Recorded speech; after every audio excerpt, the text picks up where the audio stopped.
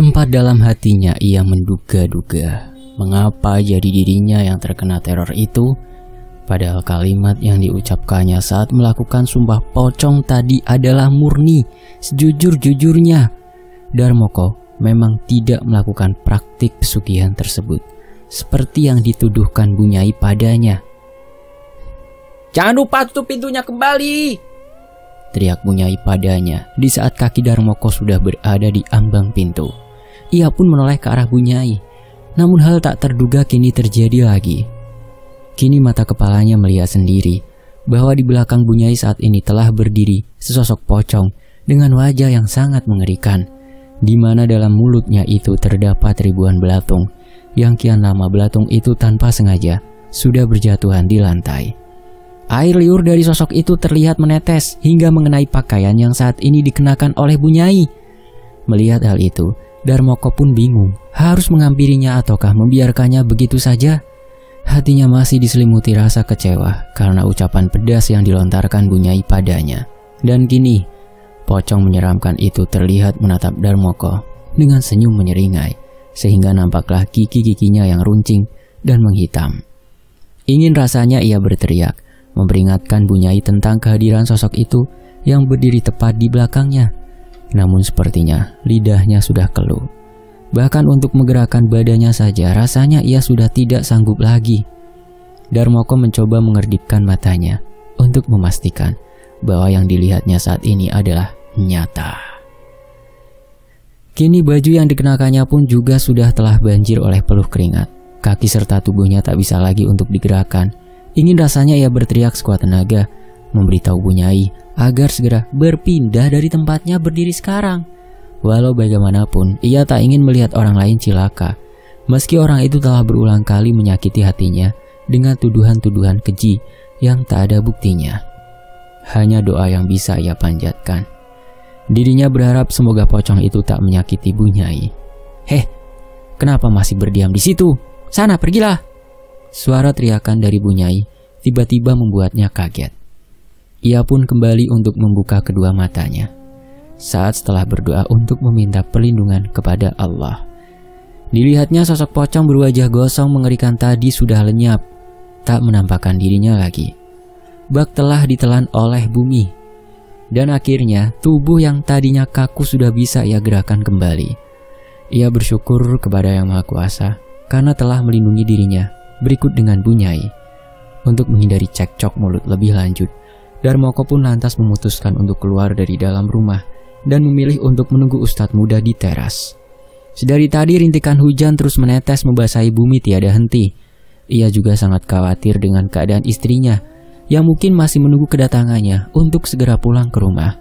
Namun ia juga tak mau mengabaikan pesan yang telah Ustadz muda amanahkan padanya, yaitu menjaga keamanan sang ibu sampai dirinya kembali. Sementara itu, di tengah alas seperti hutan belantara, baju mereka kini telah basah kuyup karena guyuran air hujan. Pun dengan dress tipis putih sepanjang lutut yang dikenakan wanita itu, sehingga memperlihatkan lekukan tubuh moleknya yang indah, Ustadz muda pun langsung memberikan sorban yang tadinya ia kalungkan di lehernya kepada wanita itu. "Ini, pakailah sebagai selimut agar kau tidak kedinginan," serunya sembari memberikan barang peninggalan almarhum bapaknya itu padanya. "Untuk apa ini? Mengapa kau berikan ini padaku?" ucap gadis itu. Kemudian tangannya terlihat meraih benda tersebut dari genggaman Ustadz muda. "Pakaianmu basah. Aku lihat dari tadi kamu nampaknya juga menahan hawa dingin. Maka dari itu kuberikan sorban milikku itu padamu," tuturnya. "Oh begitu. Jadi dari tadi kamu memandangi anggota tubuhku ya?" ungkap gadis itu dengan memicingkan matanya. "Bicara apa kau ini? Niatku kan baik. Tapi kalau kau tidak mau memakainya, lebih baik kembalikan saja sorban itu padaku. Toh sorban itu adalah peninggalan satu-satunya dari almarhum bapakku," ujar Ustadz muda. Ia kecewa karena wanita itu malah menuduhnya yang tidak-tidak. Padahal niatnya baik, hanya mau menolongnya saja. Iya maaf, bukan maksudku begitu. Tapi aku sudah terlalu lama hidup di kota. Jadi kalau melihat laki-laki seperti kamu, aku jadi teringat akan sikap berandalan mereka. Apalagi mereka selalu memanfaatkan situasi genting seperti ini untuk menjerat mangsanya, paparnya pada ustadz muda. Sempat ia mengira bahwa lelaki yang bersamanya saat ini akan berniat buruk kepadanya. Apa kamu sudah gila? Tidak semua lelaki begitu. Ini perkampungan, bukan kota yang biasa kamu singgahi. Kita di sini juga punya adab dan tata krama. Tak semua laki-laki punya sifat berandal seperti yang kamu sebutkan tadi. Lagi pula, siapa juga yang mau memberikan mata jahat kepada gadis angkuh macam kamu ini? Sahut ustadz muda. Ia sengaja memalingkan mukanya karena sebab oleh ucapan gadis itu. Aku? Angkuh? Jangan sok tahu kamu. Kita saja juga baru kenal. Kok kamu bisa seenaknya ngomong kalau aku ini angkuh? Balas gadis itu yang tak terima saat dibilang angkuh olehnya. Semua orang bisa menilai dari kata-katamu tadi.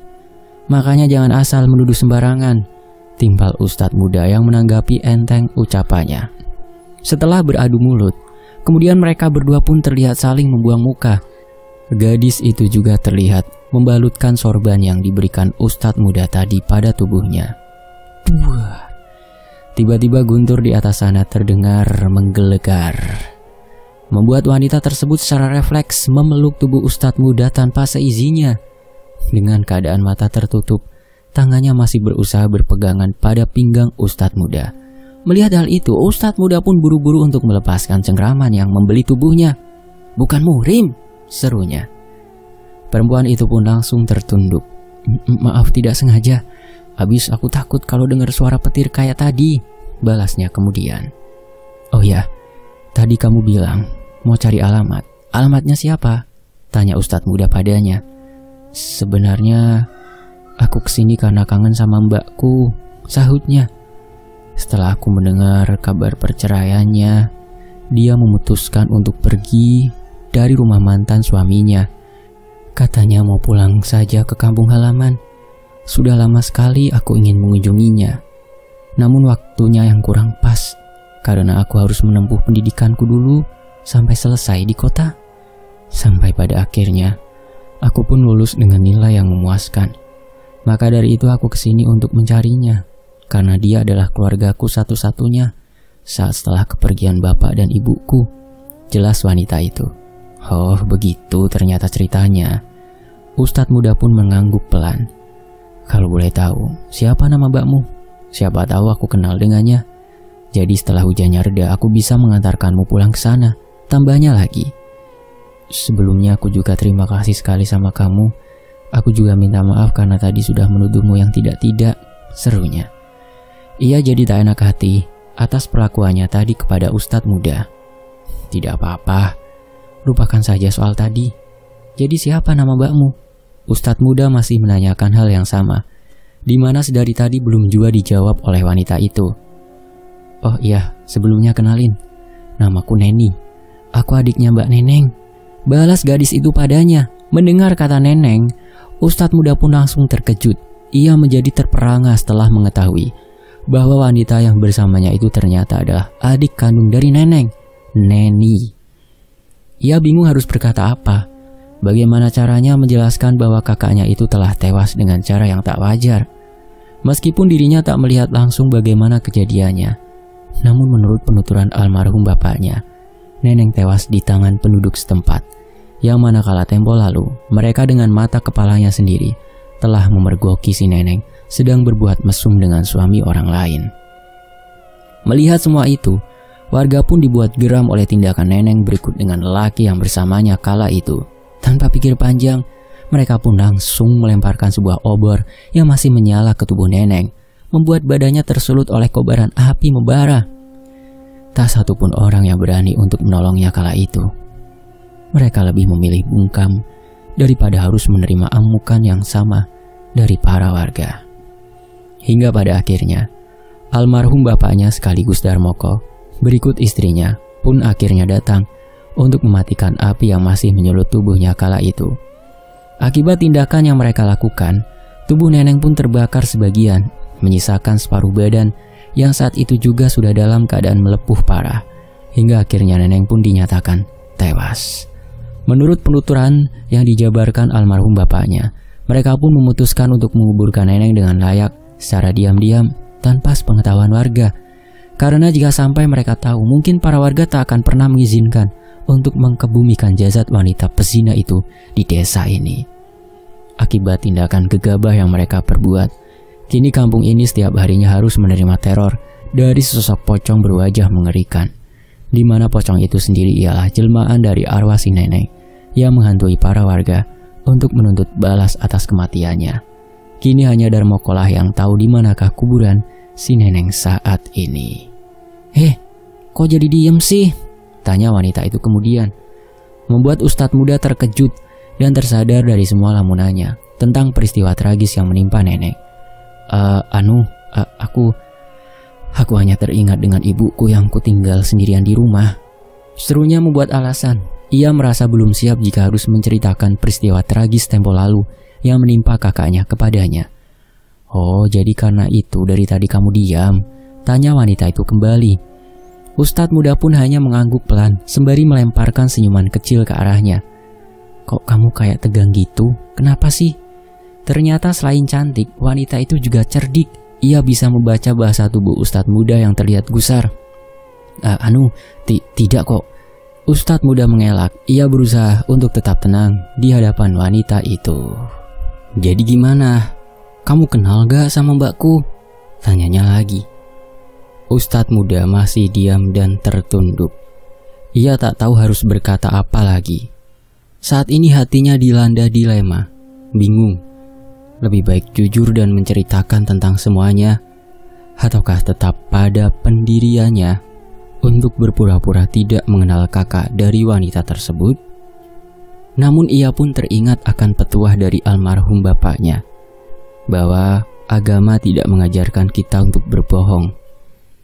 Sekian lama menunggu, di samping itu malam juga semakin larut. Akhirnya hujan pun berhenti. Untuk mengalihkan pembicaraan di antara mereka tentang tewasnya kakak dari Neni, Ustadz muda pun akhirnya memutuskan untuk mengajak Neni pulang. Namun tujuannya bukanlah mengantarkannya pulang ke rumah yang dituju, tapi membawanya pulang bersamanya untuk sementara. Mungkin sementara waktu, ia akan menyuruh Neni untuk menetap di rumahnya. Sebenarnya hingga detik ini, ia tak tahu jalan keluar apa yang harus dirinya ambil. Bingung antara takut ataukah mempertahankan kejujuran yang telah diajarkan oleh orang tuanya. Lebih baik dirinya menyembunyikan dulu kebenaran itu dan menunggu waktu yang tepat untuk menceritakan semuanya tentang apa yang telah dialami sebenarnya oleh kakak kandungnya itu. Ayo kita pulang, hujan juga sudah reda, ajaknya kepada wanita yang bernama Neni itu. Apa tadi kamu bilang? Kita? Sahutnya, dirinya terlihat tersipu malu. Iya, maksudku ayo. Aku akan mengantarmu pulang. Jangan berpikiran yang macam-macam ya. Memangnya kamu mau tidur di sini? Di gubuk ini? Perempuan lagi, sendirian pula. Awas loh, nanti diterkam binatang buas. Kini Ustadz muda malah mencandainya, membuat pipi Neni semakin menampakkan warna merah meronanya. Kamu ini, aku gak nyangka. Ternyata kamu orangnya lucu juga. Celetuk gadis itu. Aku? Lawak kali lucu, balas Ustadz muda padanya. Aku ini seorang santri. Di pesantren, kami selalu bercanda, bersenda gurau. Mungkin hanya itulah cara untuk melepas kerinduan kepada kedua orang tua kami. Tambahnya lagi. Oh, jadi ternyata kamu pernah masuk pesantren juga ya? Pantesan pakaian kamu beda dari laki-laki lain yang pernah kutemui, ucap Neni. Kini mereka perlahan mulai melangkahkan kaki, meninggalkan gubuk tua itu. Beda gimana maksudnya? Ustadz muda pun mengernyitkan dahi. Dapat dilihat dari raut wajahnya. Kini Neni terlihat salah tingkah ketika Ustadz muda menanyakan hal itu padanya. Ah tidak, lupakan saja soal ucapanku barusan. Ngomong-ngomong, kamu mau bawa aku kemana? Memangnya kamu tahu alamat rumah mbakku? Tanyanya kepada lelaki yang berjalan bersamanya saat ini. Mimik muka Ustadz muda pun mulai terlihat gugup. Sebenarnya gini, ini kan sudah malam Nah, besok pagi aku akan mengantarmu ke rumahnya. Hari ini kamu menginap saja di rumahku. Di sana juga ada ibuku kok. Serunya kemudian. Ia berharap semoga Neni tidak curiga padanya. Memangnya ibu kamu nggak keberatan kalau aku nginap di sana? Toh secara kan kamu dari golongan keluarga priayi, sahut Neni. Ia takut jika kedatangannya malah akan mengusik dan mengganggu waktu kebersamaannya bersama keluarganya. Insya Allah tidak. Nanti aku yang akan menjelaskannya kepada beliau. Sekalian juga, aku mau minta tolong sama kamu juga. Bapakku kan sudah tiada, dan sepertinya ibuku merasa kesepian setelah kepergiannya. Sedangkan aku harus mengemban tanggung jawab dan mengambil alih tugas almarhum bapakku yang sudah diamanahkan padaku. Jadi aku tak mungkin juga berdiam diri di rumah saja. Mungkin aku akan lebih banyak menghabiskan waktu di surau untuk beribadah dan mengaji. Jelasnya secara rinci kepada gadis itu. Jadi, sampai kapan aku akan tinggal di rumahmu? Apakah sampai tugas dakwahmu itu selesai? Tapi kan aku juga kangen sama mbakku. Dan tujuanku kesini juga untuk menemuinya. Seru Neni. Ia tak mengerti mengapa ustadz muda malah seperti menyuruhnya untuk menjaga ibundanya. Bukan begitu maksudku. Hanya untuk hari ini saja. Aku mohon tolong bantu aku. Lagi pula kan ini juga sudah malam. Dan rumah mbakmu juga lumayan jauh dari sini, ungkapnya. Ia dilanda gelisah, takut jikalau Neni tetap menolak ajakannya untuk tinggal sementara di rumahnya. Sedangkan ia sendiri juga tak mungkin mengantarkannya pulang ke rumah neneng. Tapi kalau kamu keberatan, ya sudah, tidak apa-apa. Malam ini akan kuantarkan kamu ke rumah mbakmu. Tambahnya lagi yang terlihat berpura-pura tenang dalam kegundahannya saat ini. Iya, nggak gitu juga. Baiklah, aku akan ikut denganmu. Tapi janji ya, besok antarkan aku ke rumah mbakku. Dan akhirnya Neni menyetujui usul dari ustadz muda untuk tinggal sementara di rumahnya. Sejenak hatinya merasa lega, karena Neni tak mencurigainya. Hampir 15 menitan berjalan, akhirnya mereka pun sampai ke rumah. Nampak di sana, Darmoko telah menunggu kedatangannya. Sehingga tanpa sadar, ia telah terlelap di salah satu kursi yang berada di teras rumahnya. Mas Darmoko, bangun mas. Ucapnya perlahan mencoba untuk membangunkan Darmoko. Kasihan sekali Mas Darmoko. Pasti ia kecapean. Sampai-sampai tertidur pulas di sini. Maklum sajalah, selepas pemakaman bapak tadi, dia juga belum beristirahat sama sekali. Apalagi setelah kejadian di surau sore tadi. Kini aku malah memintanya untuk menjaga ibu. Serunya lagi, ada perasaan tak enak karena merasa telah merepotkan Darmoko. Darmoko pun mengucek matanya berulang, kemudian mencoba membuka penglihatannya perlahan. Tanpa sadar, mulutnya pun menguap, tiada henti, karena sedari tadi telah menahan kantuk. Kedua matanya pun juga nampak merah dan berair. Mas Zaki, sudah pulang kau ternyata, cetus Darmoko.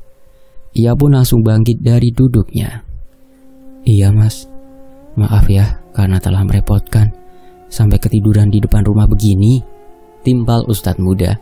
Ia agak tak enak hati padanya. Tidak apa-apa mas. Kalau boleh saya tahu, memangnya Mas Zaki tadi kenapa kok terlihat berlari ke arah semak-semak? Tanya Darmoko. Itu ini yang telah membuat saya berlarian dari tadi, sahutnya sambil melirik ke arah Neni. Netra Darmoko pun langsung menatap seorang perempuan yang kala itu datang bersama dengan ustadz muda. Siapa dia mas? Tanyanya lagi. Kemudian ustadz muda pun langsung menarik tangan Darmoko dan mengajaknya untuk berjalan agak menjauh dari gadis itu. Jadi sebenarnya gini mas, tadi saya bertemu dengannya di sana. Entah apa nama tempat itu, saya kurang tahu. Lebih tepatnya seperti hutan atau alas, begitulah pokoknya. Dan lebih anehnya lagi, di tengah alas sana juga ada satu gubuk tua. Nah, kita berdua tadi meneduh sebentar di sana sambil menunggu hujannya reda. Jelasnya kepada Darmoko. Dia adalah Neni, adik dari almarhum Mbak Neneng. Tadi saya lihat dia hampir saja terjatuh di sumur tua yang ada di sana. Sebelumnya, tadi saya sekilas memang melihat seseorang yang seperti tengah memantau gerak-gerik kita. Saya pikir itu maling, makanya saya mengikutinya. Dan sampai di sana, saya mendengar suara teriakan seorang perempuan yang meminta tolong. Ternyata itu adalah suara si Neni. Pas saya lihat, tubuhnya tadi sudah menggantung di sumur tua itu dan hampir terpelosok masuk jatuh ke dalam. Tambahnya lagi, katanya dia datang dari kota dan kedatangannya ke sini untuk menemui mbaknya, yaitu Neneng. Saya pun tadi juga shock setelah tahu bahwa ternyata Neni adalah adik kandungnya Mbak Neneng. Makanya saya bingung dari tadi harus menjelaskan apa sama dia. Pada akhirnya, saya pun memutuskan untuk membawanya kemari, menyuruhnya untuk menginap sementara waktu di sini. Saya masih bingung, Mas. Sekaligus takut jika harus berterus terang langsung padanya atas kejadian tragis yang menimpa mbaknya tempo lalu. Saya takut jika Neni tidak terima dengan perlakuan keji warga terhadap almarhumah mbaknya. Dan untung saja Mas Darmoko masih di sini. Saya masih benar-benar bingung, Mas, harus berbuat apa. Begitulah penuturan Ustadz muda. Ia menjelaskan secara rinci tentang pertemuannya dengan Neni. Ia berharap semoga Darmoko bisa membantunya untuk menemukan solusi. Namun setelah mendengar penjelasan dari Ustadz muda, Darmoko malah merasa ada yang janggal dari pertemuan mereka. Hah? Hutan mana dan alas mana yang Mas Zaki bicarakan itu? Ini perkampungan kecil, Mas. Seumur-umur saya tinggal di sini, saya tidak pernah sama sekali mengetahui bahwa di desa ini ada sebuah hutan atau alas seperti yang Mas tuturkan tadi. Apalagi penjelasan Mas Zaki tentang pertemuan kalian di sumur tua. Dan setahu saya, sumur-sumur yang ada di desa ini sudah digali, ditutup, dan diratakan dengan tanah, alias sudah dimusnahkan atau dianggap sudah tidak ada lagi. Sumur tua yang Mas Zaki maksud tadi memang benar ada. Namun itu sekitar 25 tahun yang lalu, Mas. Dan mungkin saja Mas Zaki juga belum lahir pada masa itu, jelas Darmoko. Apa yang diucapkan Darmoko sungguh berbanding terbalik dengan apa yang dialami Ustadz muda pada malam itu. Dan setahu saya juga, Neneng tidak mempunyai saudara, Mas. Tambahnya lagi, Ustadz muda pun dibuat terkejut setelah mendengar pernyataan dari mulut Darmoko. Mereka pun kini saling tatap, kemudian mengarahkan pandangannya kepada wanita yang saat ini menjadi topik perbincangan. Terlihat wanita bergaun putih itu masih berdiri tegak di teras rumah sambil menunduk. Wajahnya yang pucat kini tertutup sebagian oleh gerayan rambutnya yang panjang. Mungkin karena terkena hembusan angin malam. Tak berselang lama, ia pun menengadahkan kepalanya kembali, lalu menatap ke arah Ustadz muda dan Darmoko sambil melemparkan senyum dingin pada mereka. Mendadak, bulu kuduk mereka pun meremang. Kenapa kalian malah menatapku seperti itu? Kalian mau mempersilahkanku masuk atau tetap berdiam diri saja di situ? Seru gadis itu kepada mereka berdua. Darmoko dan Ustadz muda pun membalikan badannya kembali. Mereka terlihat berdiskusi untuk mengambil keputusan tentang di manakah wanita itu akan tinggal. Sejenak mereka bisa bernafas lega karena sempat menduga bahwa wanita yang dibawa Ustadz muda pulang bersamanya adalah sesosok hantu yang menyamar menyerupai perempuan. Lalu apa keputusan Mas Zaki setelah ini?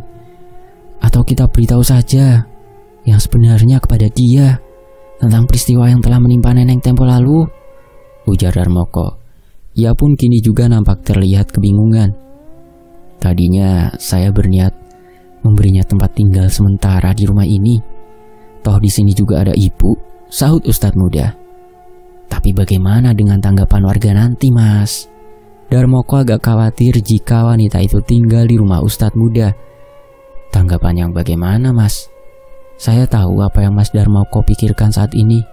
Mas Darmoko takut kan jika sampai dia di sini, maka akan timbul fitnah. Darmoko menggeleng. Ia membenarkan tentang pernyataan Ustadz muda. Di sini juga ada ibu, Mas.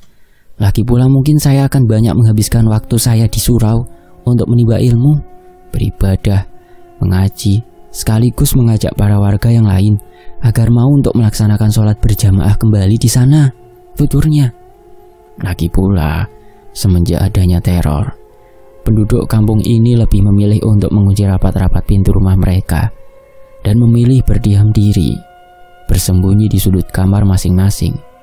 Bahkan semenjak saya kembali menginjakan kaki ke desa ini, saya tak pernah lagi mendengar suara azan yang berkumandang di kampung ini. Sekaligus, saya juga berniat ingin menata hati saya kembali dan menjalankan amanah dari almarhum Bapak untuk menggantikannya menyebarkan ilmu agama di beberapa desa. Imbuhnya kemudian, dan mungkin saya juga jarang berada di rumah, maka dari itu saya menyuruh Neni untuk tinggal sementara di sini, sekaligus menemani ibu saya. Begitulah kiranya pendapat yang disampaikan Ustadz muda kepada Darmoko. Tapi Mas Zaki, kan baru pertama kali kenal dengan wanita itu. Memangnya Mas Zaki tidak menaruh curiga padanya? Darmoko terlihat kurang setuju dengan pendapat Ustadz muda yang memutuskan untuk menempatkan wanita itu di rumahnya. Lagi pula, gadis itu juga baru pertama kali menginjakan kakinya di sini. Asal-usulnya juga belum jelas. Ia hanya takut jika kedatangannya di kampung ini mempunyai niat yang kurang baik. Bagaimana kalau kita langsung tanyakan saja padanya, Mas? Atau jika Mas Zaki mengizinkan, dia bisa tinggal di rumah saya. Di sana juga ada Minul. Di samping itu Minul juga tidak akan merasa kesepian saat saya tinggal berdagang, usul Darmoko. Daripada wanita itu tinggal di rumah Ustadz muda, lebih baik dia tinggal di rumahnya saja. Semua itu ia lakukan untuk menjaga keamanan Bu Nyai beserta Ustadz muda, sekaligus berjaga-jaga ketika terjadi hal yang tak diinginkan pada keluarganya. Hanya ini yang bisa ia lakukan untuk membalas semua jasa-jasa almarhum bapaknya. Walaupun begitu, apa yang dilakukannya ini tidaklah sebanding dengan apa yang telah almarhum Ustadz Abdul Salam lakukan kepada dirinya berikut istri tercintanya itu. Demi menolongnya dan membawanya kembali ke alam manusia, kini nyawanya yang menjadi taruhannya. Ustadz muda pun harus kehilangan sosok ayah yang sangat dicintainya. Padahal beliau berikut sang putra baru saja bertemu setelah berpisah sekian lamanya. Tak salah jika sampai saat ini Bu Nyai masih memendam kekecewaan yang sangat besar kepada dirinya akibat keteledoran yang telah dibuatnya. Ya sudah Mas, bagaimana baiknya saja. Terserah dia mau tinggal di mana. Yang penting kita jangan sampai keceplosan dulu tentang peristiwa tragis yang menimpa almarhumah mbaknya. Akhirnya setelah berpikir panjang, Ustadz muda pun sepakat dan sependapat dengan Darmoko. Mereka sudah berupaya mengusahakan yang terbaik supaya gadis itu tidak curiga bahwa mereka memang sengaja mengulur waktu agar gadis itu berhenti menanyakan hal yang berhubungan dengan almarhumah mbaknya, di mana semua itu masih mereka rahasiakan sampai menemukan waktu yang tepat untuk menceritakan semua kebenarannya. Pahit memanglah pahit. Itulah fakta yang harus ia terima. Kelak ketika rahasia tentang penyebab kematian kakaknya itu terungkap, mereka berdua pun langsung menghampiri gadis itu. Ia terlihat menggosok-gosok telapak tangannya yang kemudian diusapkan pada kedua pipinya. Lama sekali sih. Sebenarnya apa yang kalian bicarakan di sana? Sampai kedinginan aku berdiri menunggu di sini. Dumel wanita bernama Neni itu.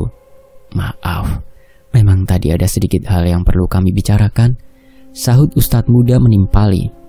Hal tentang apa sampai-sampai kalian mengabaikanku selama itu? Tanyanya sembari mengenyitkan dahi. Jadi begini.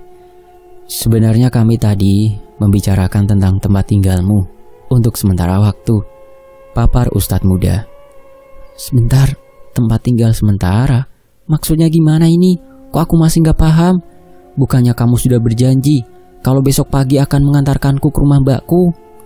Gadis itu masih belum mengerti dengan ucapan Ustadz muda. Kini Darmoko dan Ustadz muda pun saling tatap. Kemudian mereka sama-sama memberi kode dengan mengerdipkan mata masing-masing. Iya, itu kan besok. Sekarang kan sudah malam, dan rumah mbakmu juga jauh. Sekarang hanya ada dua pilihan. Kamu tetap mau bermalam di rumahku atau di rumah Mas Darmoko? Ustadz muda sudah berusaha mencari alasan yang tepat agar gadis itu tak curiga. Setelah mendengar hal itu, kini ia mengalihkan pandangannya kepada Darmoko. Dilihatnya lelaki itu dari ujung rambut hingga kaki. Kemudian terlihat ia menggelengkan kepalanya berulang. Siapa dia? Bagaimana bisa aku tinggal di rumahnya? Aku kan tidak mengenalnya, ucap gadis itu sambil menatap tajam ke arah Darmoko. Namanya Mas Darmoko. Dia sudah seperti saudara sendiri. Kalau kamu tidak setuju, kamu boleh memilih untuk tinggal di rumah ini bersama dengan ibuku. Dan jikapun kamu tinggal bersamanya, kamu tidak usah khawatir karena kamu tidak tinggal berdua saja dengannya. Di sana juga ada istrinya Mas Darmoko dan dia juga sedang hamil.